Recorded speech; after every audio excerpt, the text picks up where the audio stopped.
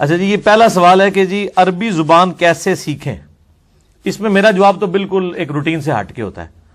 میں یہ کہتا ہوں کہ عربی سیکھنے کو آپ سیکنڈ پرائورٹی کے اوپر رکھیں. پہلی پرائورٹی یہ ہے کہ جنہوں نے پہلے یہ پہیہ ایجاد کیا ہوا ہے، ویل انوینٹ کیا ہوا ہے، اس سے آپ استفادہ کریں. عربی سیکھتے سیکھتے مر ہی نہ جائیے گا کہیں، کیونکہ لوگ اسی میں اپنی زندگیاں گزار دیتے ہیں کہ جی میں پہلے خود عربی سیکھوں گا، پھر میں ترجمہ کروں گا، پھر میں قرآن کو سمجھوں گا.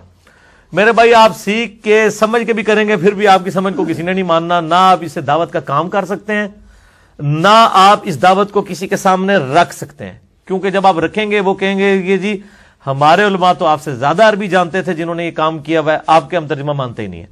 تو میرا پوائنٹ آف ویو بالکل ڈیفرنٹ ہے. مسئلہ نمبر 170 میرا ریکارڈڈ موجود ہے، اس کا ایک کلپ بھی لادہ سے چڑھا ہوا ہے. قرآن حکیم کی 8 ٹرانسلیشن، یعنی قرآن حکیم کے ترجموں میں تبدیلی کا دھوکہ. یہ بھی آپ یوٹیوب پہ لکھیں، مسئلہ 170 لکھیں تو میری وہ تقریباً 1.25 گھنٹے کی ویڈیو کھل جائے گی، جس میں نے بتایا کہ علماء نے قرآن سے دور کرنے کے لیے شیطان نے ان کو کیسے استعمال کیا انجانے میں نہیں کہتا بدنیتی پہ کیا ہوگا، کہ انہوں نے کہا جی قرآن جو ہے نا وہ ڈائریکٹ پڑھیں گے تو بندہ گمراہ ہو جاتا ہے، پھر ترجموں میں بڑی تبدیلی ہے. آپ جس مسلک کے ہیں نا جی اسی مسلک کا ترجمہ پڑھیں.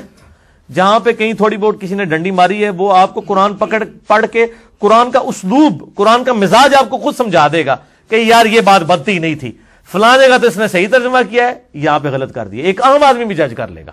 یہ میرا دعویٰ ہے. قرآن کی اللہ نے حفاظت کا ذمہ لیا ہوا ہے، اللہ نے خود ہدایت دینی ہے. میرے بھائی آپ نہ ٹینشن لیں.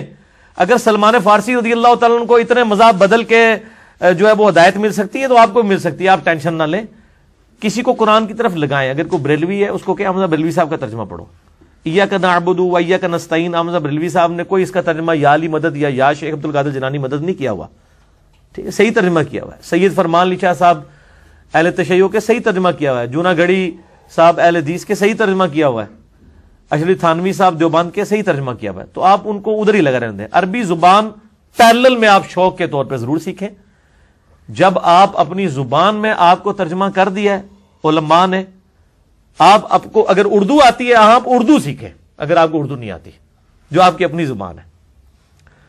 صحابہ کرام علیہم رضوان کو نہ لکھنا آتا تھا نہ پڑھنا آتا تھا سوائے چند اصحاب کے. اس لیے گنتی کے آپ کو کاتبین وہی ملتے ہیں. باقی لوگ لکھ بھی نہیں سکتے تھے، پڑھ بھی نہیں سکتے تھے.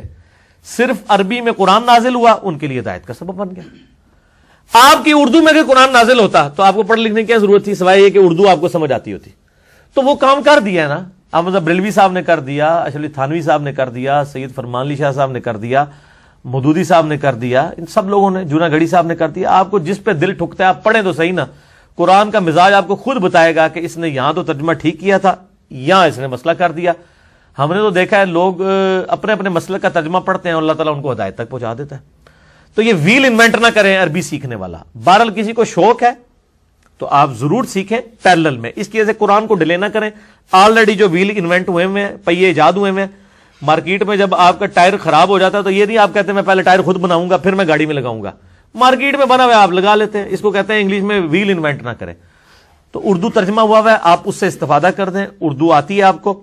عربی سیکھنے کے لیے میری نظر میں اس وقت ورلڈ لیول کا کام جس بندے نے کیا ہے وہ ایک بندہ ہے فیصل آباد کا، ڈاکٹر اسرار صاحب رحمہ اللہ تعالی کا پوتا شاگرد ہے عامر سہیل. آپ یوٹیوب پہ جا کے لکھیں عامر سہیل، AAMIR سہیل SOHAIL. تقریباً 70+ ان کے لیکچرز ہیں. بالکل انہوں نے حروف تہجی سے عربی پڑھانی شروع کی ہے. اور ایک جس کو اردو پڑھنی آتی ہے نا وہ عربی سیکھ جائے گا. اور انتہائی متقی اور پرہیزگار آدمی ہے. سب سے بڑی بات کہ وہ مولوی نہیں ہے، وہ ہماری طرح دنیاوی طور پہ ایجوکیٹڈ بندہ تھا. اس نے شوق سے عربی سیکھی اور اب ایسی عربی سیکھی ہے کہ کسی عربی جاننے والے کو بھی ویسی عربی نہیں آتی. اور انہوں نے عام آدمی تک وہ عربی پہنچا دی ہے. اور وہ ساری کی ساری چیزیں ریکارڈنگ میں. آپ ایک لیکچر بھی دیکھ لیں گے نا تو آپ کہیں گے یار اس بندے نے تو عربی ایسے پڑھائی ہے کہ یہ تو کسی پرائمری اسکول کے بچے کو بھی عربی اس سے پڑھائی جائے نا. اردو میں اس نے پوری عربی پڑھا دی ہے. تو 77 لیکچر آپ کو پورے کور کرنے کی ضرورت نہیں. آپ 20-25 لیکچر کریں گے آپ کو بیسک بلو پرنٹ قرآن حکیم کی عربک کا. اور انہوں نے ٹارگٹ پھر قرآن پاک کو ہی کیا ہے کہ قرآن پاک کی عربی لوگوں کو سمجھ آنا شروع ہو جائے. اور سٹیپ وائز وہ لے کے چلے ہیں. عامر سہیل یوٹیوب پہ جا کے لکھیں. میری ان سے کوئی ملاقات نہیں ہے لیکن میں تو جس کی بھی کوئی پازیٹیو چیز ہے میں اس کو انٹروڈیوس کرواتا ہوں. الحمدللہ آلریڈی وہ جس مجلس میں انہوں نے ریکارڈنگ، جس طرح یہاں پہ تو 70-80 لوگ بیٹھے ہیں، ان کی اس مجلس میں تو 15 سے 20 بندے ہیں جنہوں نے وہ کلاس پڑھی ہے، لیکن یوٹیوب پہ لاکھوں لوگ وہ کلاس دیکھ چکے ہیں. تو وہ عامر سہیل صاحب کی کلاسز آپ دیکھیں عربی سیکھنے کے لیے.